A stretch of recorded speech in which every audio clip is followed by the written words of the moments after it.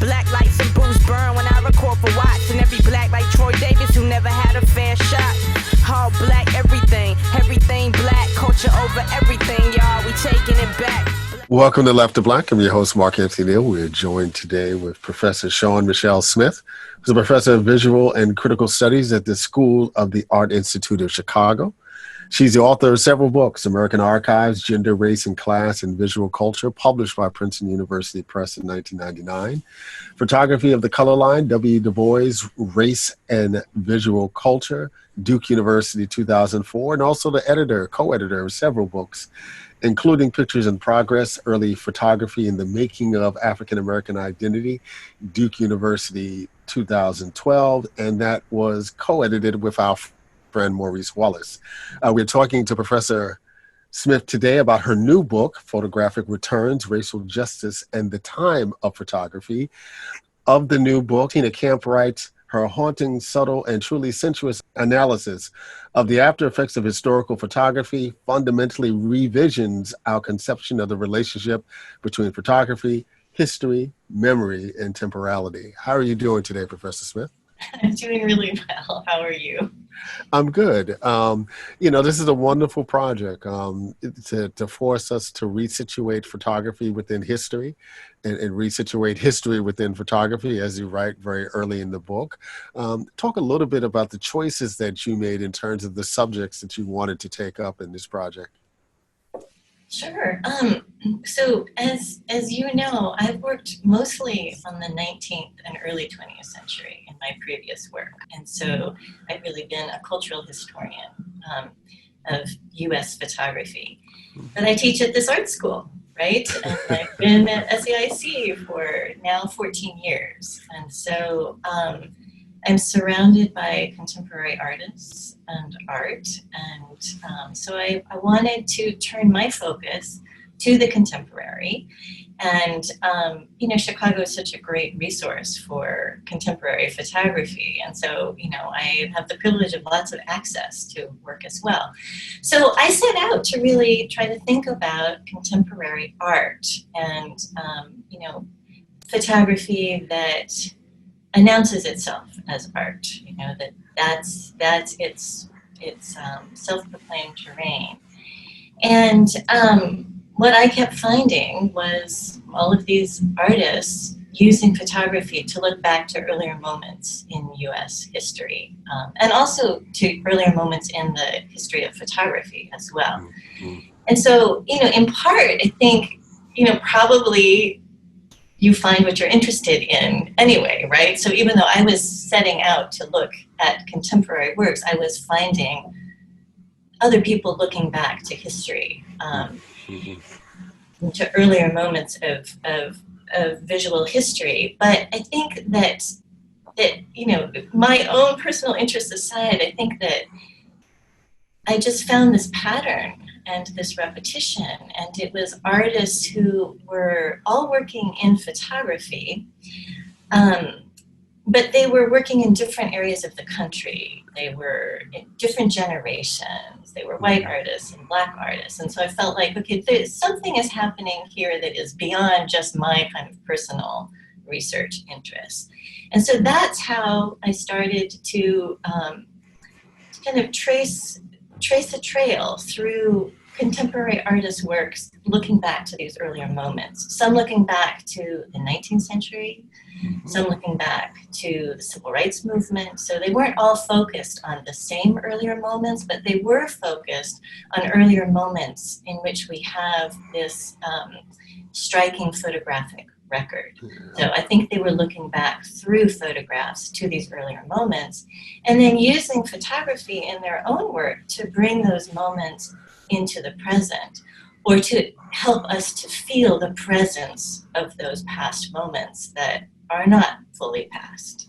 Yeah, I think you make such an important distinction here, thinking about photography as art and as artists making these interventions this moment, because, we're in this moment now, where we see so many projects that focus on the work of photojournalists who are looking back at the civil rights movement in earlier eras. And these are important interventions in and of themselves and us getting a sense of what's going on. But you're really talking about artists who are being intentional about drawing from the past and being able to bring some sense of the newness, the nowness, into their work. Yeah, I think that's absolutely right. The work seemed to me very intentional and really exploratory too. I felt like the artists were also themselves reckoning with a past and reckoning with its persistence in the present moment. And I felt that the work was, some of it was quite ambivalent, and I thought really an invitation to others to reckon with these pasts as well. You begin the book by talking about Rashid Johnson and this marvelous project of his, a self-portrait of my hair like Frederick Douglass. And Frederick Douglass is such an interesting figure to think about in the larger history of photography. I often tell my students, in their considerations of Muhammad Ali and Malcolm X, that at least in the 20th century, they were two of not only the most photographed Black men of the 20th century, but two of the most photographed men of the 20th century. All right. And they intuitively understood the value of photography in terms of marking the moment, if you will. The fact that Malcolm X was himself a photographer even adds like a different layer to that. But they're really drawing upon Frederick Douglass in the 19th century, who seemed intuitively to understood the value of this new technology. I think he absolutely did, and it was remarkable. And he was the most photographed American of the 19th century. Which is astounding, I say. It really is, yeah, it really is. And so, he just embraced photography so enthusiastically, and then also wrote about photography. But I think that even, in his enthusiastic embrace and use and performance of photography, he also had some hesitancies. And to my mind, the Rashid Johnson piece really draws out some of those hesitancies. So even as Douglass was embracing photography, he also understood that there was the potential for photography both to conserve a moment, but also to have a kind of conservative force as well. Right. And, Douglass, talks about, how wonderful it is that people of, all classes and stations can use this tool to proclaim a public identity. And then, of course, he did that repeatedly. But he also understood that in doing that, he risked becoming what he called a fixed fact and public property as well, right? So there was, the capacity for self-proclamation, but then also to be possessed by others, right, and fixed in an image. And then he did become so iconic through these images. So I think that the Rashid Johnson piece also brings that into view as well, right? In terms of the privileges, but also kind of the burden of the legacy also of Douglass. What does it mean to be, a Black image maker, a Black cultural producer, following in the legacy of Douglass? And to my mind, the kind of the humor in that titling of the piece is both, it's an homage, it's love, it's respect, but it's also holding it at a distance a bit. Right, because who walks around with their hair like Frederick Douglass in the 21st century?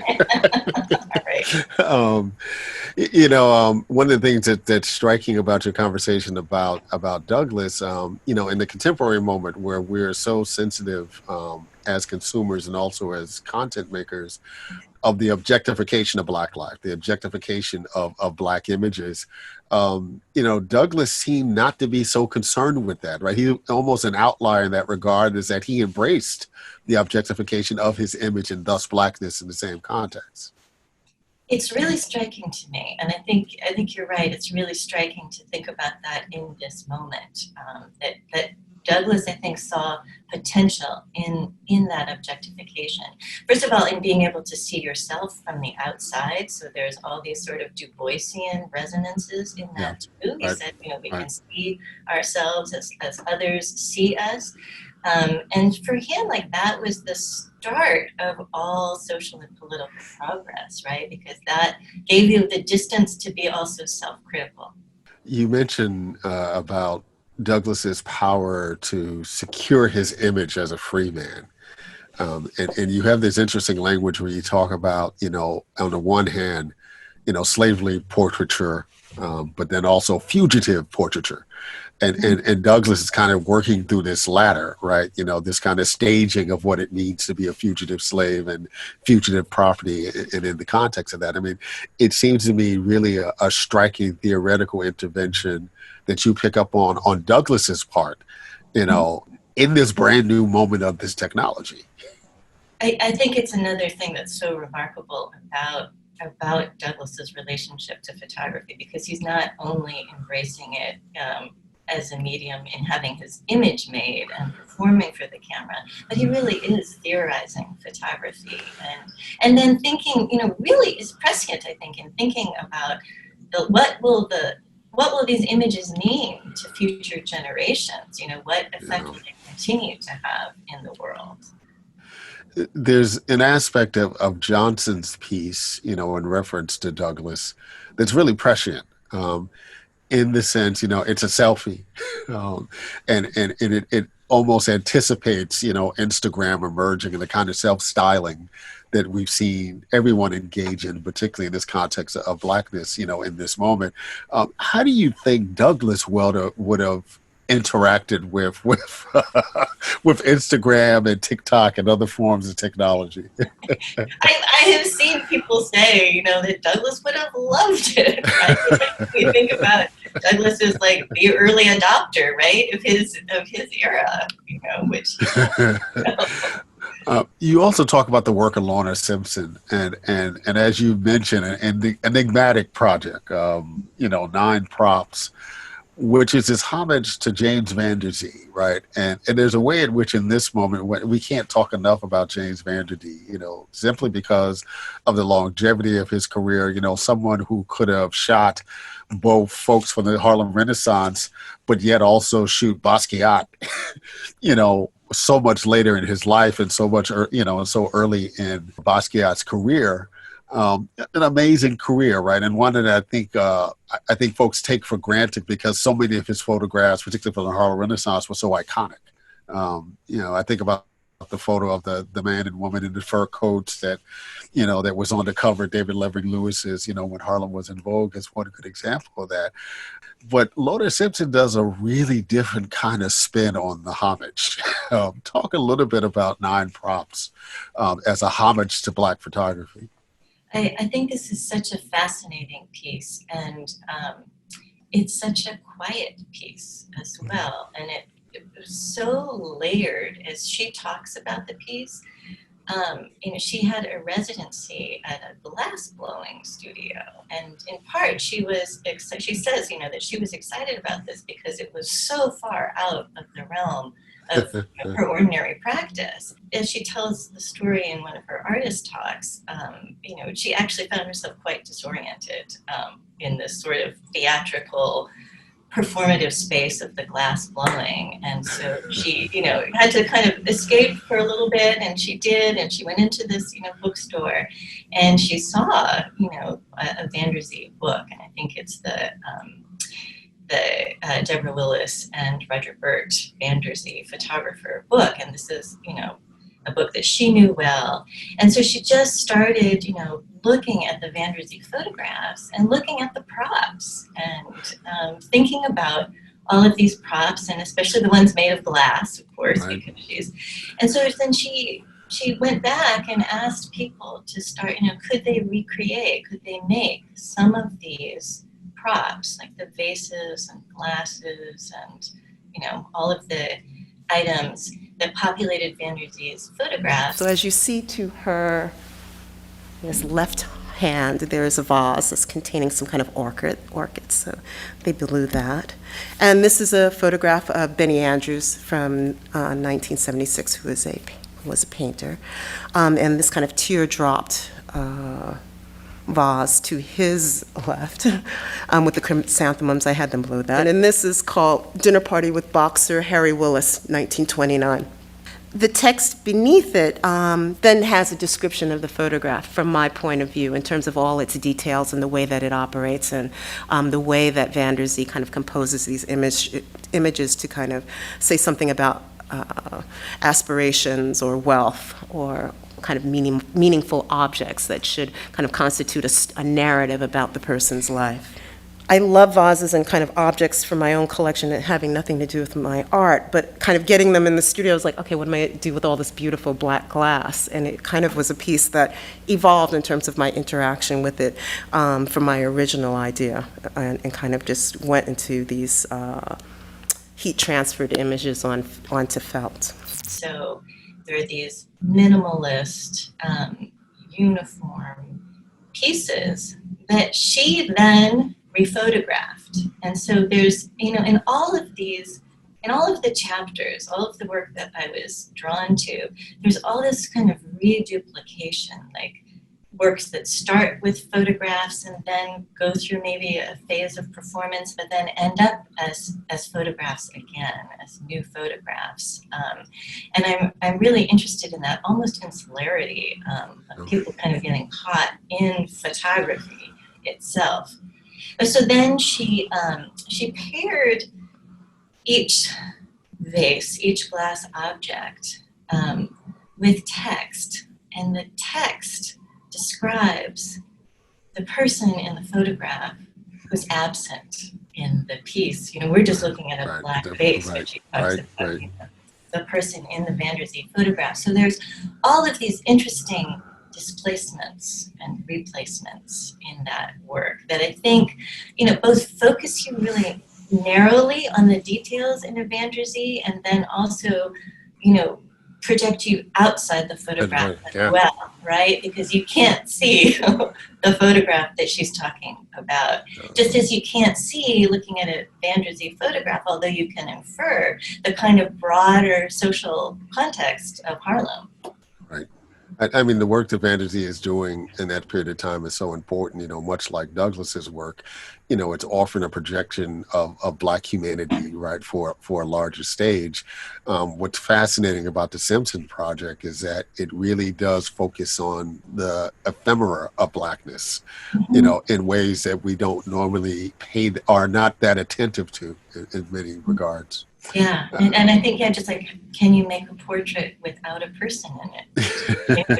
Done, which is really fascinating. Carrie Mae Weems has spent a career restaging, if you will, so many different aspects of Black life, most famously with the Kitchen Table series. She does this piece that you talk about, Constructing History, a requiem to mark the moment. And she does what you described as performed memory. This is a story within a story. How to enter this history, what to show, what to say, what to feel. It was a creation myth, how things came to be as they are. In this constructed place, our classroom, we revisit the past. The students examine the facts and will participate in the construction of history, a history that has been told to them by others. But now, with their own bodies, they engage their own dark terrain, their own winter. Talk a little bit about that concept. This project was, to my mind, one of the most fascinating because it was one of the most direct, literal reperformances of photographs. To then be photographed again. And Weems made this work with students, and this is also really fascinating to me. So she had a residency at the Atlanta campus of SCAD. The photographs are, her typical square format, black and white, formal photographs. And then there's a companion video, and they're both named, both the photograph series and the video are named Constructing History. So, unlike with the Kitchen Table series, which has a lot of text in it, the photographs in Constructing History just have titles. There's no other kind of contextualizing text. But the video has a voiceover narrative in it. So there's lots of narrative in the video. And so I I leaned on the narrative in the video to also think about the photographs which were made at the same time. And in the video, Weems talks about, how do you communicate a history that you lived through to another generation, right? So there's a lot of thinking about generational knowledge in this. And she and her students embrace performance as one way to do that. And I think, they're thinking about reperformance as a way to embody a historical moment. And, whether or not one can actually embody a past moment through performance, I think that, performance does activate the body in the present in a way, right? And so it makes some reflection on the past very present and felt and lived as an experience. And so I thought it was really interesting that Weems, would be working with these historical documents. I mean, some of Weems's photographs are recognizable. I mean, you understand that they're recreations, but they're recognizable. Like you see, the John Philo Kent State, massacre photograph. You see the Moneta Sleet Jr. photograph of Coretta Scott King holding her niece, right, at the funeral. And so they're really recognizable. And again, an off, because of course it's, contemporary students performing these photographs. But I was interested in thinking about, with Weems, with the encouragement of Weems's work, about embodiment and performance in relation to photography and in relation to memory and history as well. Oh. And this is a more direct case of, what we talked about earlier. The reference point for so many people would have been from a photojournalist who would have captured this moment. And so, how do you embody this moment that stands in time, from the camera of a photojournalist 50, 60 years earlier?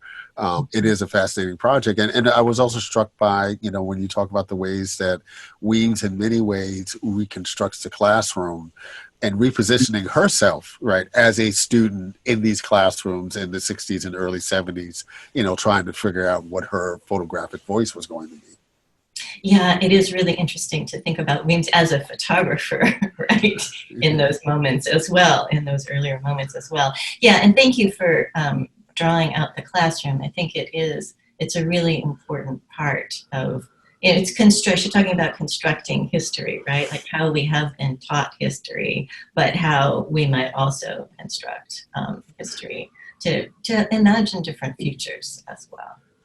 You closed the book talking briefly about Dawood Bey's project, the Birmingham Project, which was done for the 50th anniversary of the bombing of the 16th Street Baptist Church in Birmingham, the Black girls who were killed, made famous in so many different contexts.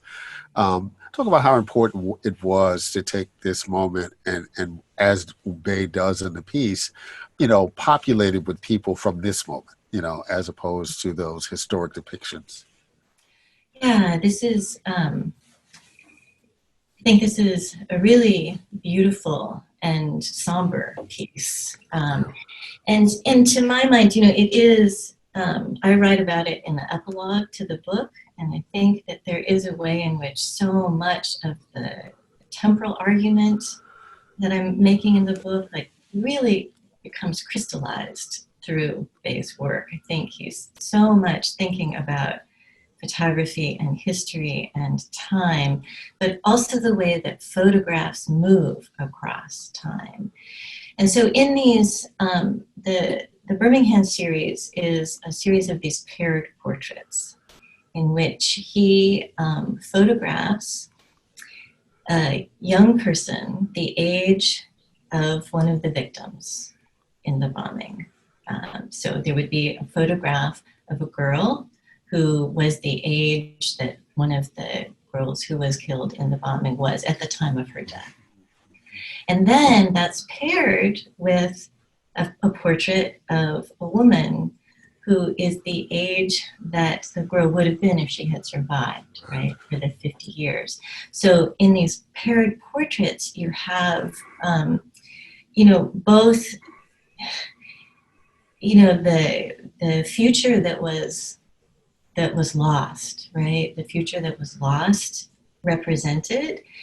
And you have that, I think, a kind of sensibility about photography too, right? Like, so photography freezing a moment in time, but then the photograph also enduring across all of that time, right? Mm-hmm.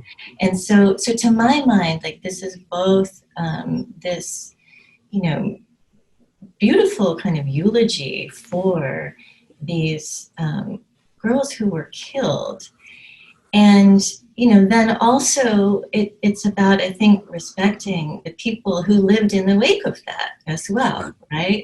Who lived with that knowledge and that memory and that experience. And so I think there's that aspect of it, but then I think it's also a kind of reflection on photography. Like, I see it as a really theoretical piece as well, in thinking about how photographs also do that same kind of work. Like, they capture a moment and then persist, across time. So they bring that moment into the present, but also all of the intervening moments in which they've been seen by other people. They bring that into the present moment too. And then they're also anticipating a future viewer. So they're also anticipating a future moment as well. And I feel like, the Dawood Bay, in some ways it's very quiet work, but I think it has all of that kind of bundled up and compressed into it.